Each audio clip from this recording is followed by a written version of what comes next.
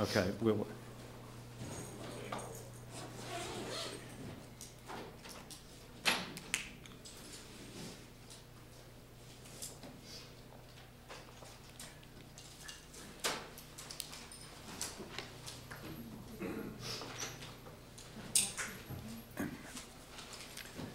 My name is Walter Jones, and I represent the 3rd Congressional District of North Carolina. It's the home of Camp Lejeune Marine Base, Cherry Point Marine Air Station, Seymour Johnson Air Force Base, and we have over 65,000 retired military in our district, and veterans and retirees. The reason we're having this press conference today is that I am very concerned, going back to March 19th of 2011, when President Obama bypassed Congress to bomb Libya. Yes, Gaddafi was an evil man, but how many evil men around the world? If you decide to bomb another country and do not come to Congress, then in my opinion, that is wrong. Because we have a constitution in this country that gives the authority to Congress to declare war.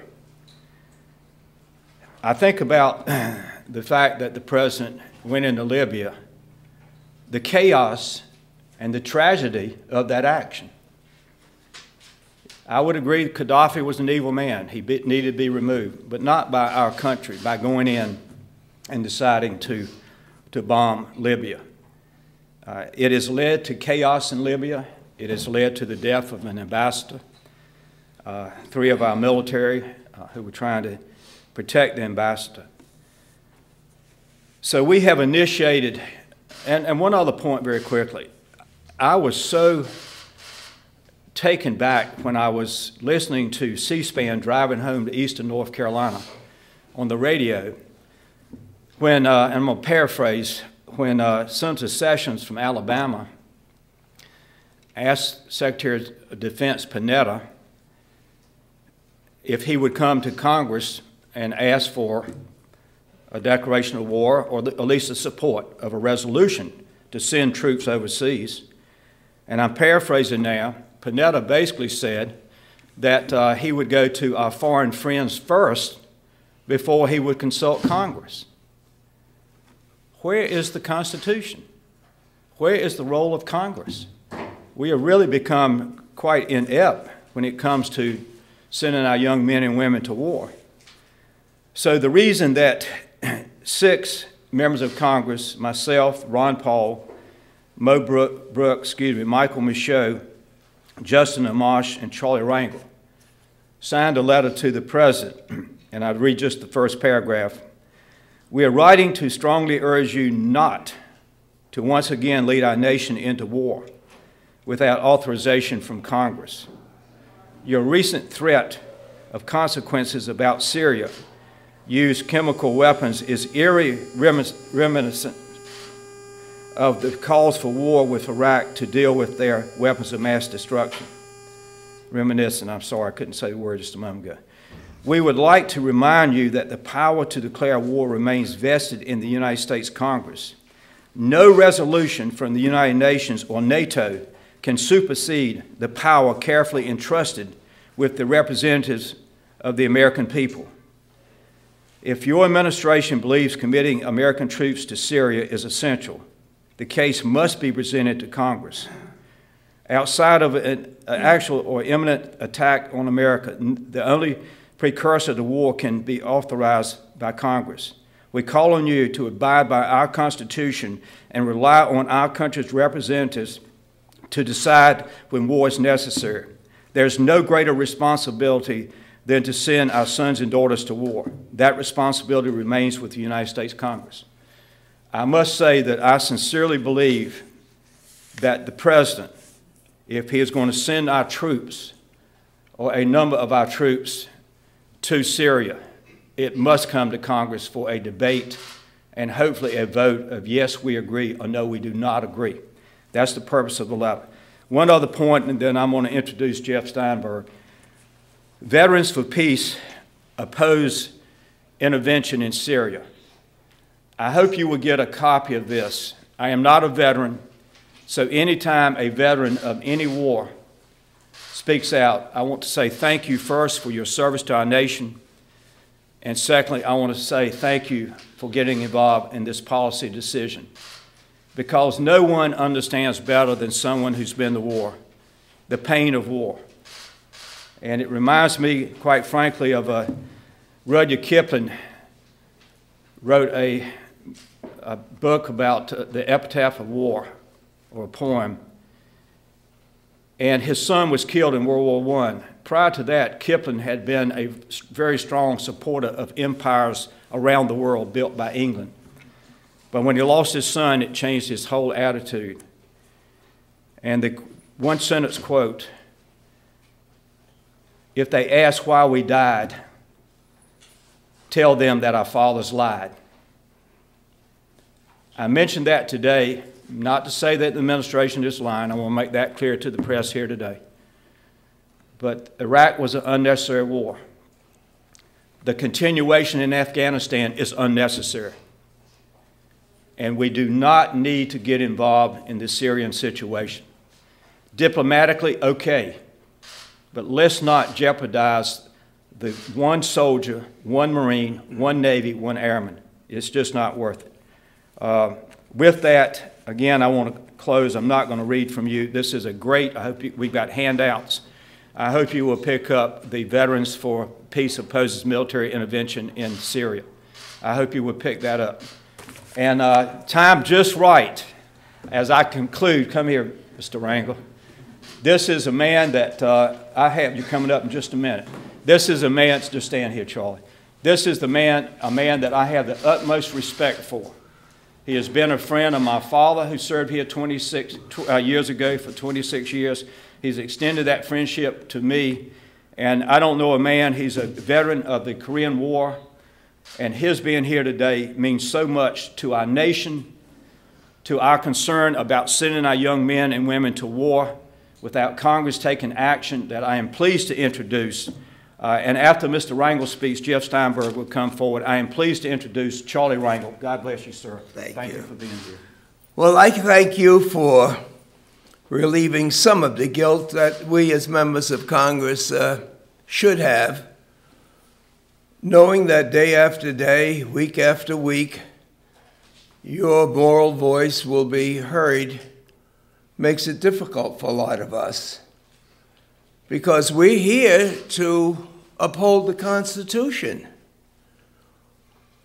There are no courses in school and universities that allow any president to send our young men and women off into harm's way without coming to the Congress. Now, that's the way it is, and that's the way it has been, and yet we have so many tens of thousands of families that have lost their loved ones since World War II. And it's actually reached the point that presidents just don't give a darn about the Congress. That may not be too bad, but how do we go to the funerals of our constituents? What do you say when you look in the casket and see a young man and a young woman, and the family clings to you because you're a symbol of the United States government, and they want so badly to hear that their son or their daughter was a patriot, was a hero. And you know, once that flag goes up, of course you are a hero. But how do you answer the question as to why they were there? Why were they there? And that's the painful stain that we have on our history. Now, it's very simple. I am just as patriotic as the next guy. And when someone says that our nation is in trouble, that our national security is threatened, The way I look at it, it's time to call up our troops and have a draft. That's the way I look at it. And if you cannot find in your heart to ask every American to step forward and make some sacrifice, then we should not be involved in it. It means clearly it's not in our national security. I challenge anybody to come to this country and enjoy all of its benefits, and then we get into trouble, and you say, hey, I'm with the United States of America, but don't ask for an increase in taxes, and don't put my son or grandson in jeopardy, and for God's sake, don't put me in jeopardy. That is wrong, and that is un-American. So what is my colleague saying? Don't go off and fight wars? He doesn't even say don't go off and fight wars for oil. He just says if it's important enough to go to war, come to the Congress. And you know what that means? It means come to the American people. Is that asking too much?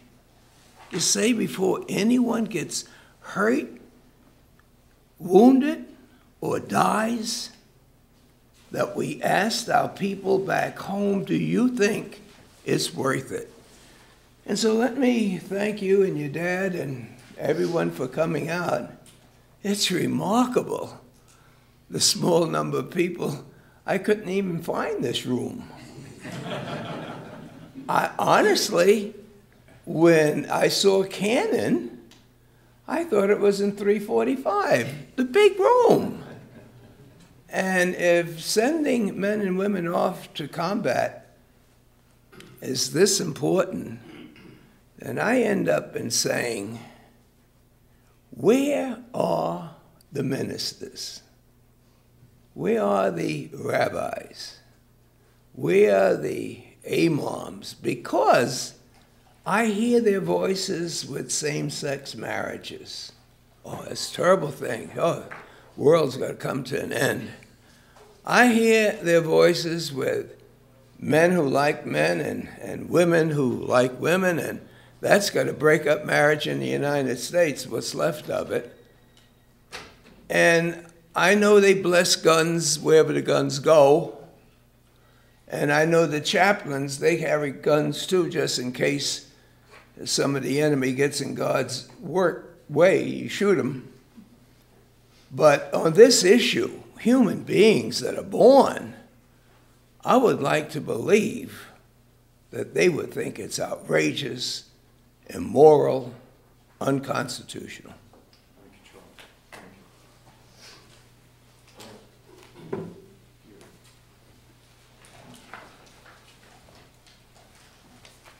Thank you all for being here. I really just want to take a couple of minutes to introduce two distinguished speakers who will be coming up momentarily. First of all, Colonel W. Patrick Lang, a retired U.S. Army colonel, Special Forces veteran, who then went on to a long and distinguished career in the Defense Intelligence Agency. And Colonel Lang, at one point, was in charge of all DIA operations for the entire Middle East and North Africa. He's probably visited every single country in the region on many occasions, and since his retirement from the DIA, he's been involved in consulting with various government agencies and continues to keep a very intensive focus on the events in the region in a very outspoken way. He has a blog, Sic Semper Tyrannis, which is, I must say, one of the most widely read blogs with very in-depth participation from retired and active duty U.S. military personnel, and it's worth going to. Secondly, Lieutenant Colonel Tony Schaffer, a 25-year distinguished career in the U.S. Army in various assignments involving combat assignments, intelligence assignments, and he too subsequently went to work for the DIA for a number of years, and as well has been very active and outspoken since his retirement in exposing some of the problems that have come up in the course of the recent series of undeclared wars. So with that, I'd like to invite Colonel Lang to come up.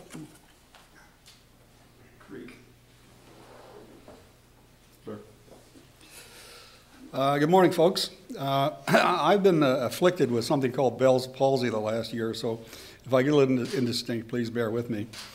I spoke at a town meeting gathering in Lexington, Virginia, in the late part of 2002. That's where my alma mater is located. And I told people in the audience that if you're not paying attention, perhaps you don't know that the train has already left the station, that we are already on our way to war in Iraq. And a number of people still remember my saying that. They thought it was a strange thing for me to say at the time, but it turned out to be correct. Well, in my opinion, this is late 2002 again. It has come again to us. Because you can look across the spectrum of think tank generated opinion at various meetings in Washington, which I sometimes invited to, or the general tenor of stuff in the mainstream media. And it all kind of says the kind of thing that was being said in late 2002. There's a great deal of exaggeration going on, but a couple of things need to be pointed out about this. One is that in contradiction to what is being said in all this propaganda, in fact, the outcome in Syria is not at all certain. If you read foreign newspapers, you might have seen in the British newspaper The Independent a few days ago an article by a man named Cockburn, who wrote from Damascus about what actual conditions are like on the ground in Syria based on having been there 2 weeks. He said that he got in a car and drove 100 miles north to the city of Homs without any interference whatever, didn't see anything of the war going on, talked to people in and around this city, which has in the past been a hotbed of Sunni activism, and came to the conclusion that the picture being painted in the West of how close the Assad government is to falling is grossly exaggerated. This is an extremely significant fact. The other thing is the government of the United States is clearly embarked on a course which, if followed, will lead to military intervention in Syria. How can I tell that? Well, it is our stated policy that regime change is the desired policy of the United States. That's been established for some time now. Recently, we recognized the various groups of the Syrian opposition as being the official government of Syria. Based on that kind of proceeding, even though there's no UN action on this that I can think of at the moment, it would be possible for that government to ask for our intervention, and we could claim that it is a legitimate action. The next thing about this that is interesting is that among the coalition of groups that are fighting the Assad government is one called the Jabhat al-Nusra. And this is an offshoot of Al-Qaeda worldwide, the very essence of our enemy spread across the world, projected into Syria. They are amongst the leading fighters against the Assad government. The United States has condemned this group as a foreign enemy, but in spite of that, the leaders of the rest of the guerrillas fighting Assad have come forth across the world to demand that we rescind that condemnation of al-Nusra because they are in fact their friends. So the other thing that is clear here that if the Assad government falls, we have no idea really at all what kind of government would succeed it at all. When you consider all of this put together, you have to ask yourself why these two gentlemen from the House of Representatives are not completely correct, especially in a situation in which the outcome is uncertain and what the successor regime might be and how inimical to our interests it might be. Why on earth would the government not go to the Congress for approval for the employment of U.S. forces? And as things are going now, it seems inevitable to me that if we continue on this path, the U.S. government will feel that rather than be defeated in its policy at this point, it will have to use military force, which would probably take the form of air intervention and a no-fly zone, direct resupply to the rebel groups, things of that kind. I don't think that after what has happened in Iraq and Afghanistan, they're likely to try to occupy Syria with a coin campaign. That has proven to be a not very fruitful enterprise. I will be quiet now, and I leave this to my colleague. Thank you.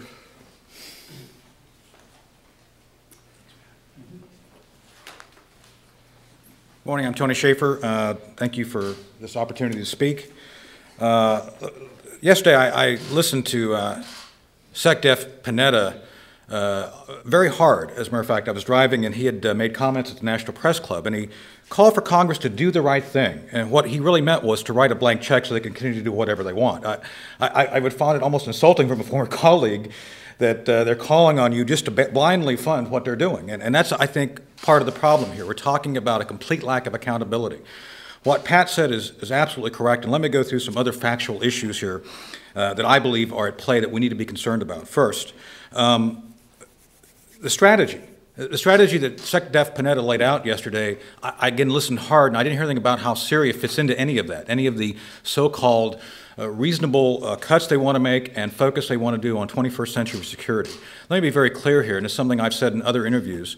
The chances of an American citizen having a terrorist attack is infinitely greater that it will be a cyber attack of some sort than any terrorist attack. I'm not saying that terrorism and al-Qaeda is not a threat. I'm saying that we're not focusing on the things which really mean something to the American people. There are real threats out there we're not focusing on. Syria is not a threat.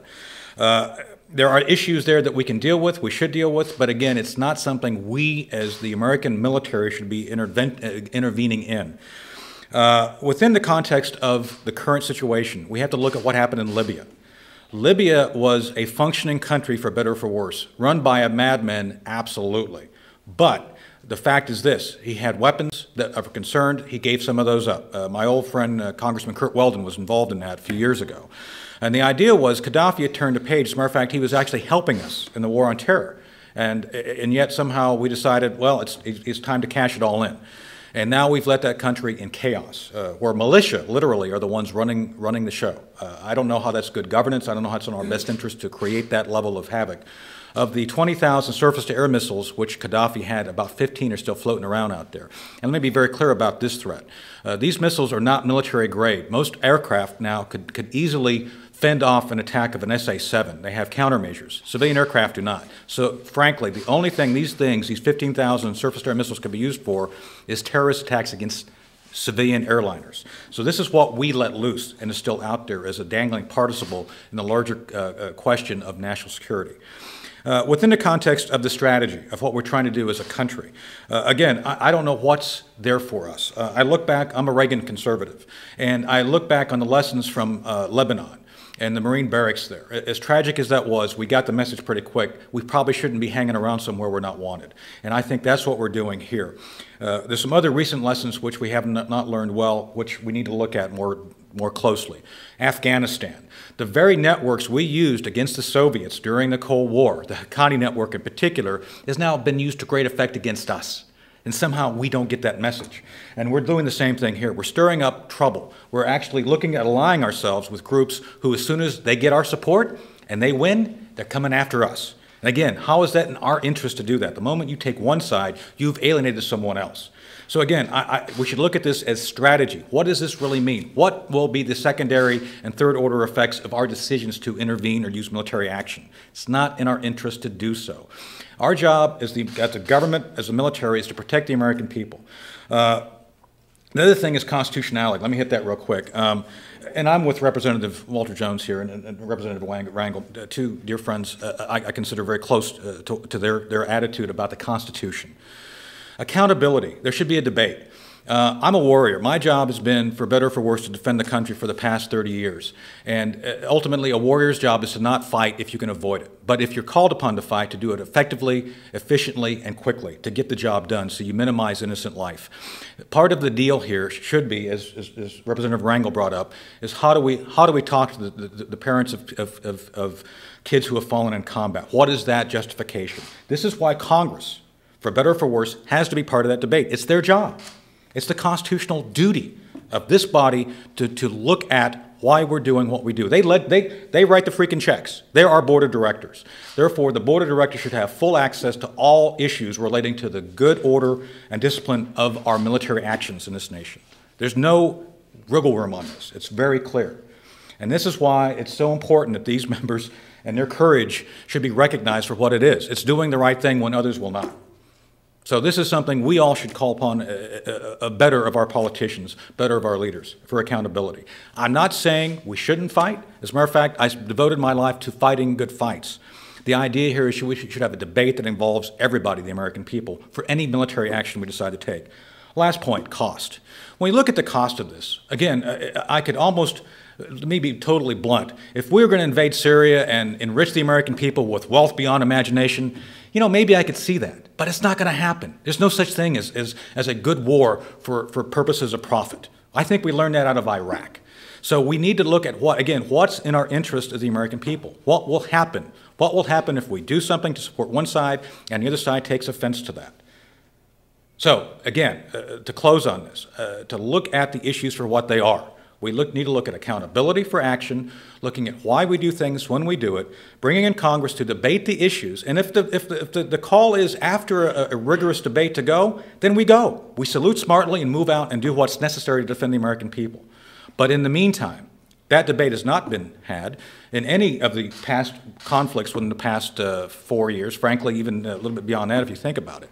The idea is we have to have constitutional government where the Constitution is followed. Members who we elect represent us, represent our interests, are also held accountable. And they, by extension, hold the executive branch accountable to everything it must do or fails to do. It is in our interest as the American people to continue this as a tradition because it's the right thing to do. Thank you. I'd like to make one quick comment, and then we will take questions. And Mr. Lane, Colonel Schaefer, Jeff Steinberg, Charlie Rangel, myself. But let me just real quickly, it was so sad that as a member of Congress on the Armed Services Committee, which I am, that the Saturday after we went in, or the day after we went into Libya, that I got a call from a local press. I did not even know we had bombed Libya. As a member of Congress on the Armed Services Committee, I did not even know we had bombed Libya until I got the press call. This, again, is what Mr. Rangel and all the speakers have said. We have a Constitution. And I will never forget when Mr. Gates appeared before the Armed Services Committee. Randy Forbes, who's a fine member of Congress on the Armed Services Committee, asked Mr. Gates, he said, "May I ask you a question? If Libya fired missiles on America, as we did on Libya, would we in America call that an act of war?" He got no answer. This is what's wrong with Washington. We are not asked to do our constitutional duty. So with that, any questions, y'all come back up and we'll take a few questions if that's okay. All right, if you would identify who you want to speak to answer your question. Pretty much questions for anybody up there. My name is Taylor Rosen from WND. Given that Syria is an ally of Iran and also an ally of Russia, if the United States does deploy any sort of military intervention to Syria, could it lead to a wider conflict with the Russians, the Chinese, or the Iranians?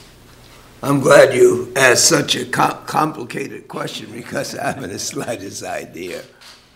You never know when you're introducing troops or weapons what the reaction's going to be from the other side.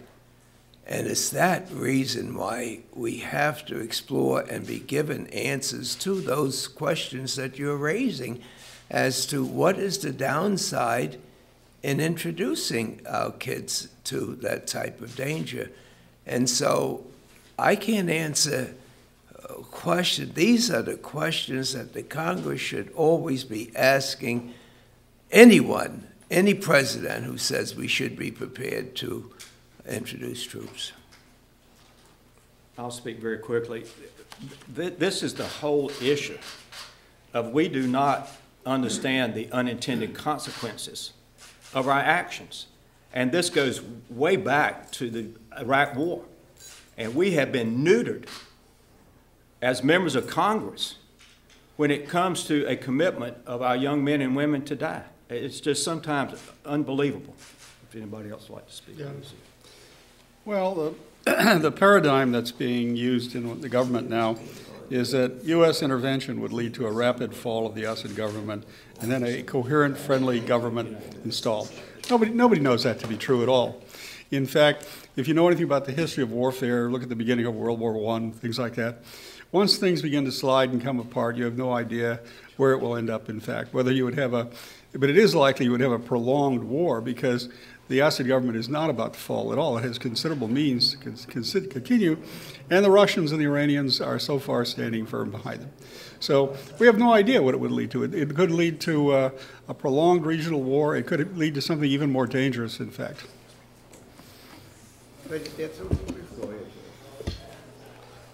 I think that the question that you posed in terms of Iran and Russia is not only very much to the point, but it's something that is clearly on the minds of many of the military and political leaders in Russia, and has also been one of the reasons why there's been very strong opposition to any direct U.S. military involvement in Syria coming from within the ranks of the Joint Chiefs of Staff. And one of the reasons for that is that they look around the broad global strategic scene and they see Syria as a potential danger point of conflict with Russia at a point that there are many vital issues where U.S.-Russian cooperation is actually essential. The withdrawal from Afghanistan, scheduled for 2014, and Congressman Jones and others in Congress are pressing for that to occur much sooner, will require a great deal of assistance from Russia. There's the war on terrorism. There's the war on drugs. And yes, the Russians are very concerned as well that the deployment of the Patriot missiles and AWACS systems into Turkey is not only adjacent to Syria and in the close vicinity of Iran, but it's also very close to the southern border of Russia. And there's disputes over whether or not our ABM deployment is going to be a strategic game changer in terms of the whole structure of nuclear balance that has prevented a big war from happening since the end of World War II. So there's, many, many issues on the table here, and it's not just hypothetical. There are voices expressing intensive concern over this. There's been 3 interviews by top Russian officials, including the Deputy Prime Minister Rogozin, who was the Russian ambassador to NATO for 4 years, expressing concern precisely that Syria is a slippery slope towards a larger war immediately going into Iran and potentially beyond that. Tony, would you like to speak? Just to summarize, I think we need to look at this as a chess game. This is not something you can simply do A and then expect B to happen. You're talking about essentially fault trees which go well beyond our ability to probably fully understand. The other thing I'd like to see us do is actually be a little bit smart about letting the Russians take the brunt of anything bad that goes on. One of the things I've noted in several interviews is the Russians help supply all these WMD to the Syrians. If anything happens, we should let the Arab states deal with this, with the Syrians, as well as the United Nations deal with Russia for having supplied this WMD. Let the other folks who always come after us, let the UN and other folks go after the Russians on some of this stuff, and we stay out of it. I mean, they are as responsible as anyone else for anything bad happening by the fact they supplied it. It's not our job to be the policeman. Let the UN go in and give them a hard time over stuff. Would there be a couple more questions, and then we'll... Yes, ma'am, then I'll go to you next. Hi there, I'm Juana Summers with Politico. First of all, Congressman, I wanted to ask you, you suggested that military action in Syria seems unnecessary. What role would you have the United States play instead? Additionally, are you satisfied with the language in the Conference Committee report for the Defense Authorization Bill when it comes to the Pentagon report on Syria? Well, first, I think, as Colonel Schaefer just said, that we have international partners. We have a State Department. I think many, many times that maybe because we have a strong military, that too many times we don't do enough when it comes to building relationships around the world to influence situations like Syria. I have not had a chance to see the NDAA bill, so I can't answer the second part of that question. But as has been said before me, when a nation is financially broke, and here we are talking about a fiscal cliff, we don't know if we will be able to resolve that or not, and we're talking about spending millions and billions of dollars in other countries around the world. It doesn't make any sense to the American taxpayer. That's why Mr. Rangel and I and the people behind me talked about the Constitution and our responsibility when we commit our young men and women to war. We are not meeting our responsibility, and I blame the Bush administration for an illegal war in Iraq, And I am disappointed that Mr. Obama would bypass Congress to go bomb Libya and now set us up to be in a situation where we might, hopefully not, but might commit troops. So Congress needs to meet its responsibility. Yes, sir, young man. Thomas Hedges with Truthdig, and this is directed towards any of the speakers, but what do you think Congress should do if Obama defies your call and uses military intervention without consulting Congress? I think there should be a discussion of impeachment. I really do. I think this has gone on for too long, and I have the greatest respect for Secretary Panetta, but when I heard him answer Senator Sessions and saying that he would have to consult with our foreign friends before they go to Congress to discuss war, I almost had an accident driving home. I could not believe it. For goodness sakes, where is the Congress? We are three equal branches, but we have not been equal for a long time when it comes to war. I hope it doesn't happen, and I hope this letter that we have sent to President Obama. I respect President Obama. I am a Republican, and I didn't vote for him, but I respect him. He's my president. But I want my president to be Democrat or Republican, to understand their constitutional responsibility before they kill our kids. Well, I think it's not my place as a retired officer to speak on a constitutional matter like this, so I will defer. Well, I'll speak, and this is the deal. I took an oath of office. I've repeated it several times every time I got promoted. So if I'm expected to follow my oath of office, then the President is expected to follow his oath of office.